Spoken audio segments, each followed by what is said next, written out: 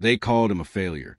For 3 months, Boone stumbled through every drill like he was sleepwalking. Couldn't track, wouldn't sit, flinched at every loud sound. Some said he was broken. Others said he should have been put down. Until the morning, a SEAL stepped onto the range and whistled once. And 20 years of training experience suddenly felt worthless because this dog wasn't lost. He was just waiting for someone who spoke his language. Before we show you what happened when the truth came flooding back, drop a comment telling us where you're watching from.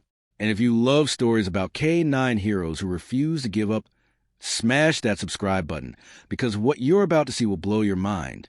The New Mexico sun was already brutal at 7 in the morning, turning the concrete training yard into a griddle that made your boots stick with every step.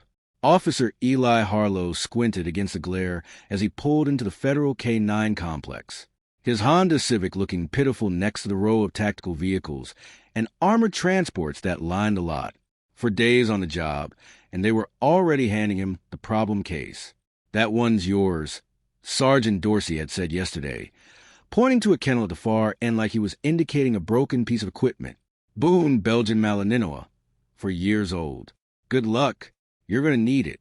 The file they'd given him was thinner than a traffic citation. Boone had transferred in from what they called a non-civilian program, but reading between the redacted lines felt like trying to solve a puzzle with half the pieces missing. No training logs, no certification trails, just a series of performance notes from 3 separate agencies that all ended the same way. Asterisk failed pairing attempt. Dog lacks functional obedience. Consider removal. What caught Eli's attention was a handwritten note clipped to the back page. Nearly illegible. Dog shows signs of selective response. Maybe trauma-related. Recommend patience. It was signed by someone at the Military Veterinary Hospital in Colorado, but the rest had been blacked out with permanent marker. Eli had grown up around working dogs. His grandfather's German shepherds, his uncle's hunting retrievers, even a stint helping train patrol dogs back in Phoenix before the budget cuts. But he'd never met a dog that looked at you like Boone did. Those eyes didn't blink as much as they calculated.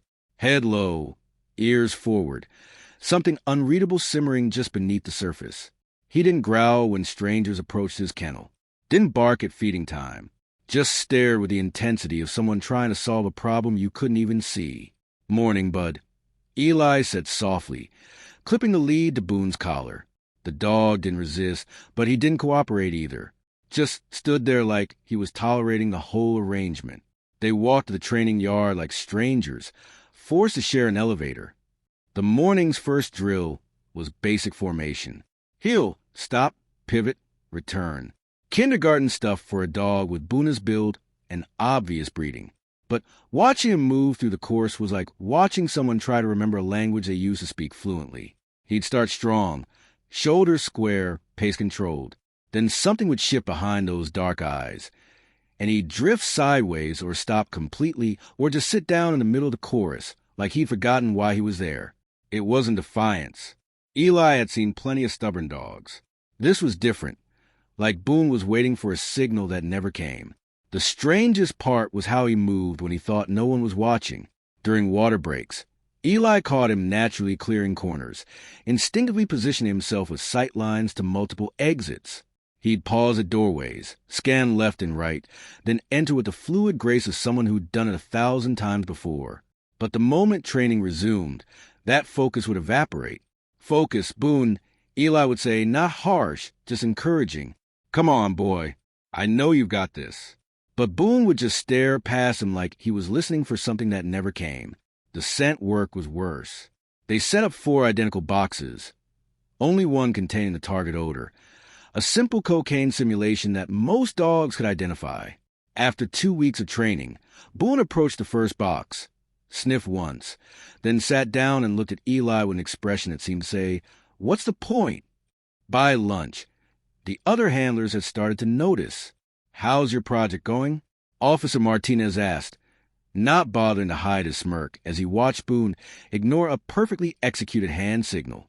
"Still thinks he's too good for police work," added Thompson, a 20-year veteran whose own German shepherd could probably run drills in his sleep. Maybe he needs to find a nice retirement home, somewhere he can chase tennis balls and forget about having a job. Officer Reeves, a newer handler with something to prove, was less diplomatic. My dog learned basic recalls in 2 days. What's your excuse been working with him? 3 weeks? 4? Eli said quietly. For weeks, Reeves repeated, loud enough for the other handlers to hear. And he still can't track a tennis ball in an empty field. The laughter that followed wasn't cruel. Exactly, but it cut deep enough. These guys have been doing this longer than Eli had been out of college, and they all had dogs that performed like Swiss watches. What did he know about handling a case like Boone? But something about the way Boone carried himself during these conversations, the way his ears would flatten slightly, not in fear, but in what looked almost like shame, told Eli there was more to the story. That first week blurred together in a parade of failed exercises and mounting frustration. Boone refused scent tracking completely, stared blankly at bike training demonstrations, and actually ran away when they fired the starting pistol for agility drills. Not just startled, flat out bolted, wedging himself under a maintenance truck until Eli could coax him out 20 minutes later. He's cooked, Sergeant Dorsey said after watching Boone fail his 5th consecutive recall exercise. Whatever he had got left behind somewhere else. The paperwork had already started moving. Quiet conversations between supervisors. But Friday evening, after everyone else had headed home and the desert air finally started to cool, Eli stayed behind. He sat on a bench outside Boone's kennel, not trying to train or test or prove anything, just being there. Boone lay in the corner facing the chain link wall like he was trying to disappear into it, not sleeping. Eli could tell from his breathing, just waiting for another day to end. I don't know what happened to you out there, Eli said quietly, not expecting a response. But whatever it wasn't your fault. Boone's ear twitched, the smallest movement, but Eli caught it. My grandfather had a dog once. Old Blue came back from Vietnam with him. Eli leaned back against the bench, voice dropping to barely above a whisper. Blue never barked at fireworks, never played fetch, never did much of anything except follow my grandfather around like a shadow. Everyone said he was broken. He paused, watching Boone's reflection in the kennel's water bowl. But when my grandfather had his heart attack, Blue somehow got the neighbors' attention, led them straight to where he collapsed in the barn, saved his life. Eli's voice caught slightly.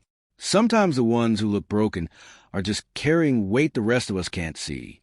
Boone's ear twitched again and slowly. So slowly, Eli almost missed it. The dog turned his head. We'll figure out together. Okay, no rush. For the first time all week, Boone looked at him. Really looked, and in those dark eyes, Eli saw something he'd been hoping for since day one. A flicker of trust. Monday brought a different approach. Eli showed up an hour early before the other handlers arrived, and the yard filled with noise and pressure. He brought coffee for himself and extra patience for Boone, moving through drills at half speed, letting the dog set the pace. Instead of forcing scent work, he scattered treats around the training area and just let Boone explore. Instead of demanding perfect heel position, he walked beside him like they were taking a stroll through the neighborhood. It wasn't training exactly, more like trust building. You don't have to be perfect, Eli told him as they meandered between orange cones that were supposed to mark an agility course. Just be you. Boone didn't transform overnight. He still ignored most commands, still spooked at sudden noises, still had that distant look in his eyes like he was seeing something the rest of them couldn't. But he started staying closer to Eli during breaks, started meeting his eyes when his name was called. Small progress, but progress. The breakthrough came on a Tuesday that nobody saw coming. They were running environmental exposure drills. Basic stuff designed to get dogs comfortable with urban noise. Car horns, construction sounds. Crowd chatter played through speakers at gradually increasing volumes. Most dogs handled it fine after a few sessions. Boone had been doing okay, until Instructor Wells cranked up the speakers for a simulated gunfire sequence. The first burst was barely 90 dB, less noise than a motorcycle. But the moment those sharp staccato pops filled the air, Boone went rigid like he'd been struck by lightning. His ears flattened against his skull. His breathing turned shallow and rapid. Then he started scanning, not looking around like a confused dog, but scanning like a soldier checking for threats. His head moved in precise arcs, covering sectors, looking for something that wasn't there. "Easy, Boone," Eli said, but his voice seemed to come from very far away. Then Boone spun in place, growling at the empty air 6 feet to his left, and bolted across the yard with speed that made Eli's blood run cold. "Boone!" Eli called, sprinting after him. "Boone! Wait!" But Boone was gone, not just physically, but mentally. He wasn't running from the noise. He was responding to it, following some protocol burned so deep into his brain that conscious thought couldn't override it. He crashed through an equipment gate, scattered traffic cones like they were enemy combatants, and dove under the closest vehicle he could find. Eli found him there, pressed against the rear axle, whole body trembling like he was caught in an earthquake only he could feel. His eyes were wide but unfocused, like he was seeing a different place, a different time. His breathing came in short, controlled bursts, the pattern of someone trying to stay quiet while under fire. "Hey, buddy," Eli whispered, dropping to his knees beside the truck. "It's just me. You're safe." Boone didn't respond to his voice, didn't even seem to hear it. Eli didn't try to pull him out, didn't reach for the leash or give commands. He just stretched out on the gravel beside the truck and waited, one hand extended where Boone could see it if he chose to look. After what felt like an hour, but was probably closer to 15 minutes, Boone's breathing started to slow. His eyes gradually focused, and when they finally found Eli's face, there was something different in them. Recognition, maybe even gratitude. "There you are," Eli said softly. "Welcome back." That night, Eli couldn't sleep. He sat in his apartment replaying the incident, trying to understand what he'd witnessed. That wasn't just fear. It was something deeper, something that spoke of experiences no training manual had prepared him for. He pulled up Boone's file on his laptop, scanning the sparse information for clues he might have missed. Under previous assignment, it just said DODK-9 program. Under reason for transfer, someone had typed, or administrative, but there was notation at the bottom he hadn't noticed before, buried in the small print. Handler Kia subject requires specialized placement. Handler killed in action. Eli stared at the screen until his eyes burned, pieces of a puzzle slowly clicking into place.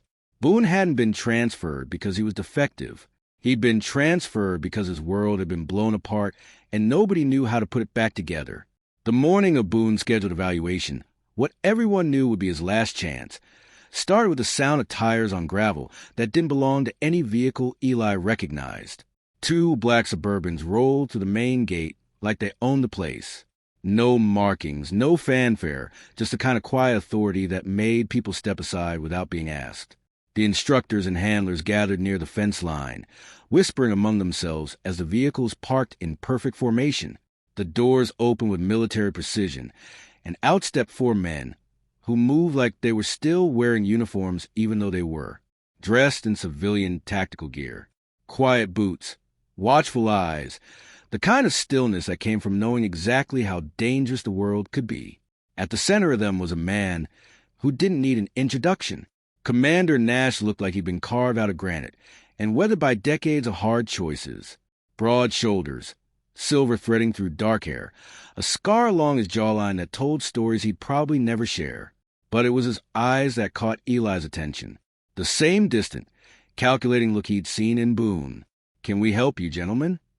Sergeant Dorsey asked, stepping forward with the careful politeness of someone dealing with people whose clearance level he couldn't guess. Nash nodded once. "I'm here for Boone." The training yard went dead quiet. Eli felt his stomach drop.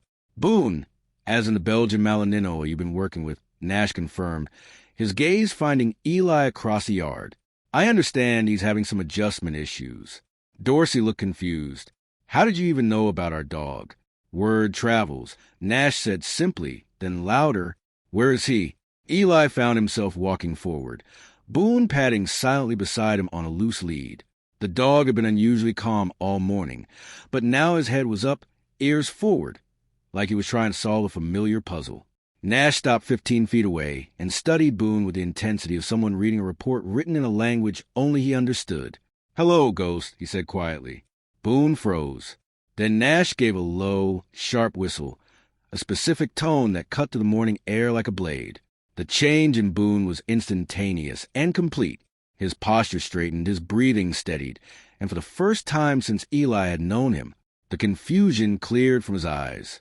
He didn't move from Eli's side, but everything about his body language screamed recognition. Alert, ready, home. Jesus. One of the instructors whispered, "Look at him." Nash took a step forward. Boone didn't flinch. Another step. The dog remained perfectly still, but now his tail was level, his weight balanced on all four paws like he was ready for whatever came next. "You know me, don't you, boy?" Nash said, and there was something almost gentle in his voice. Boone sat clean, precise, immediate. Eli had never seen him respond to a command so quickly. Nash turned to gather staff, his expression serious. "We need to talk." The debrief room felt smaller with Nash in it, like his presence took up more space than his physical size should have allowed. Eli sat across from him, still processing what he'd witnessed in the yard, while Sergeant Vick stood near the door like she was guarding state secrets. Boone wasn't supposed to end up here. Nash began without preamble. He was part of a joint special operations program. We called it Ghost Circuit. Small teams, classified missions, surgical extractions in places that don't officially exist. Eli leaned forward. And now the program's been dissolved. Most of the assets were reassigned or retired through proper channels. Nash's jaw tightened slightly. Boone fell through the cracks. "What kind of cracks?" Vix asked. Nash was quiet for a moment, like he was deciding how much to reveal. 3 years ago, we were running an extraction in eastern Turkey. High-value targets, hostile territory, buildings rigged to blow. Intelligence said we had maybe 20 minutes before the whole block went up. His voice took on a distant quality. Boone was my partner for that full nonverbal protocol. Off-leash work, the kind of trust you build over years of working in places where a single mistake gets everyone killed. He could clear a room faster than most human teams, identify threats from scent alone, guide hostages through debris in complete darkness. Nash's hands clenched slightly. We'd extracted for civilians, and were moving to the rally point when the charges started going off early. Not our intel failure. Someone on the inside had changed the timeline. The structure collapsed during exfil, and I got pinned under a concrete beam. Broke my leg in 3 places. Lost comms. Couldn't move. Eli waited, sensing there was more. Standard protocol was for him to return to the rally point and guide the backup team to my location. Simple extraction. But instead, Nash's jaw tightened. Instead, he stayed, refused every command to leave, held a defensive perimeter around my position for 6 hours while insurgents tried to dig us out. The room was completely silent now. They came in waves. Small arms fire, grenades, everything they had. Boone took shrapnel from 2 different explosions, kept fighting, never made a sound, never retreated. When the rescue team finally reached us, they found him still standing guard, bleeding from 3 different wounds, holding off a group of fighters who'd been trying to finish the job. Nash looked down at his hands. I carried him out myself. Thought he was going to die in my arms. The medic said he'd lost so much blood, most dogs would have collapsed hours earlier. But he wouldn't quit. Not while I needed him. But he didn't. Eli said quietly, "No, but the unit got scattered after that mission. I was medically retired, sent stateside for surgery and recovery. Boone went to a military vet hospital, then supposedly to a specialized handler program." Nash's expression hardened. "Except someone screwed up the paperwork, listed him as unplaceable due to trauma symptoms, and shoved him into the civilian transfer system. Without his service record, Vic said understanding, without anyone knowing what he'd been trained to do, what he'd been through, or why he needed specialized care." Nash looked directly at Eli. "For the past 18 months, he's been bounced from one facility to another, each one thinking he was just another failed police prospect." Eli felt a cold anger building in his chest. All this time, he wasn't broken. He was just awaiting. Nash finished, waiting for someone who spoke his language. The 3 of them sat in silence for a moment, absorbing the weight of what had been lost, what had been found. Finally, Vic spoke up. "So what happens now?" Nash stood slowly. "I'd like to run one final test. Something Boone will understand, something that might help you see what you're really working with." Eli nodded. What did you have in mind? Nash's smile was sharp as a knife edge. A ghost run like the old days. The mock village at the eastern edge of the complex looked like a movie set that had been left to weather in the desert sun. Defeat, and find Boone a civilian home where the expectations weren't so high. Plywood buildings with blown-out windows. Concrete barriers arranged to simulate street fighting. The kind of urban warfare training ground that most local K-9 units never needed to use.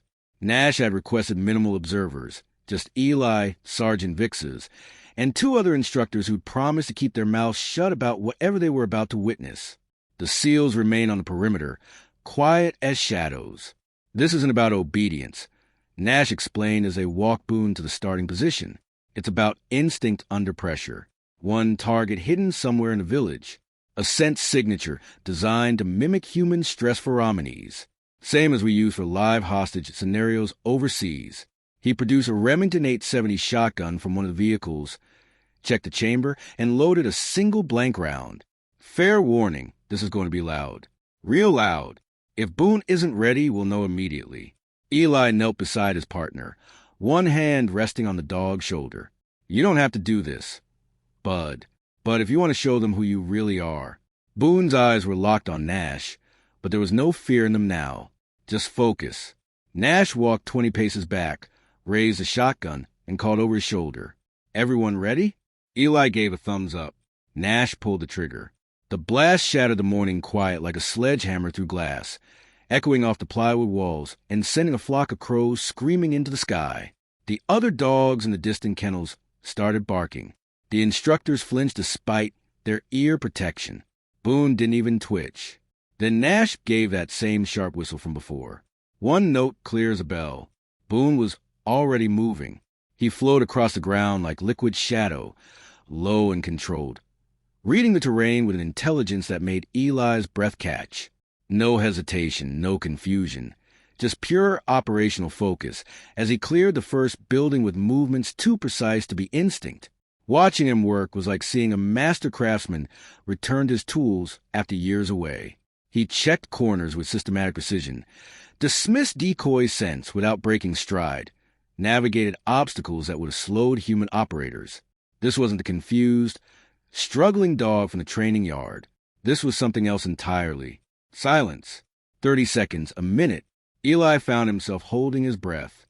Even the SEALs on the perimeter had gone completely still, watching with a focused attention professionals, recognizing excellence in their field. Then Boone emerged from the third building, moving at the same control pace, and positioned himself beside the doorway, not sitting like a normal police dog would. Standing at alert, one paw slightly forward, weight balanced, ready to engage or retreat depending on orders. He didn't bark or signal, just stood guard with the quiet authority of someone who done this in places where barking would get everyone killed. Sweet Jesus, one of the instructors whispered. He's not a police dog.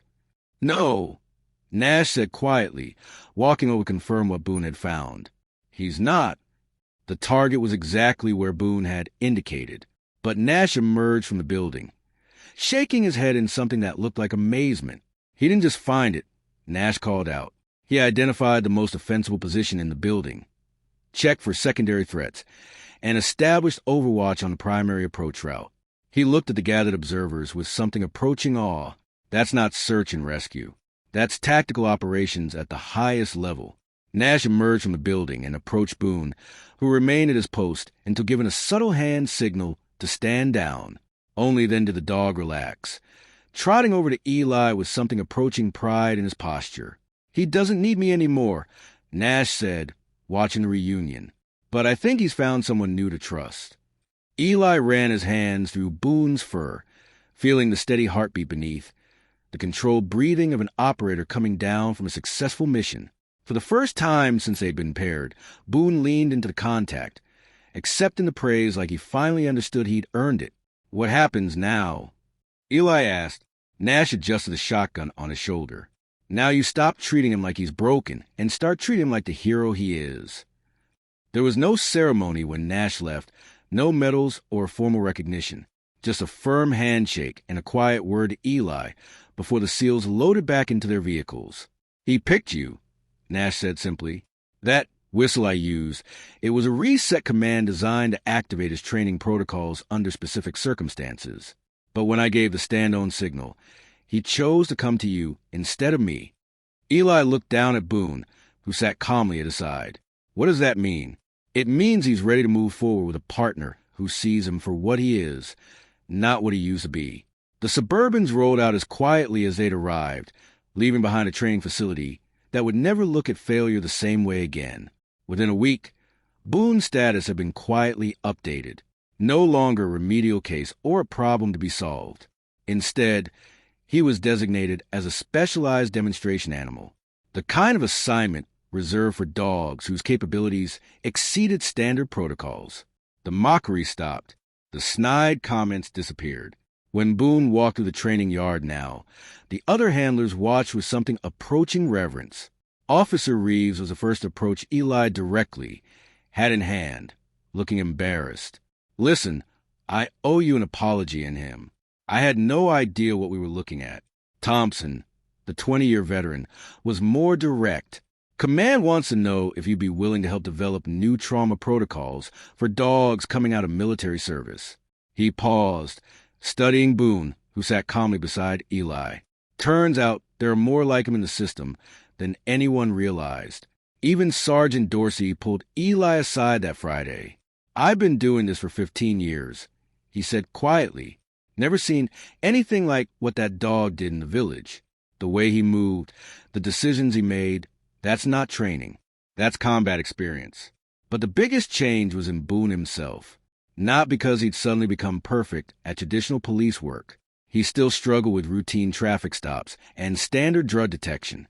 The gunfire simulations still made him tense. Probably always would. But now when the episodes came, Eli knew how to help him through them.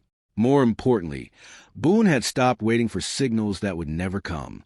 He'd started building new patterns, new responses, new ways of being useful that honored what he'd been while embracing what he could become.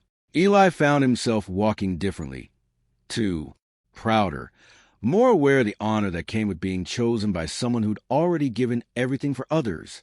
That evening, as the sun dropped toward the horizon and the desert air finally started to cool, Eli and Boone took one more walk around the perimeter of the complex. No leash this time, no commands, just two professionals who had found their way back to understanding.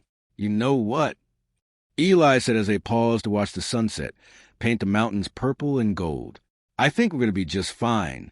Boone looked up at him with those intelligent dark eyes, and for the first time since they'd met, his tail wagged just once. But it was enough.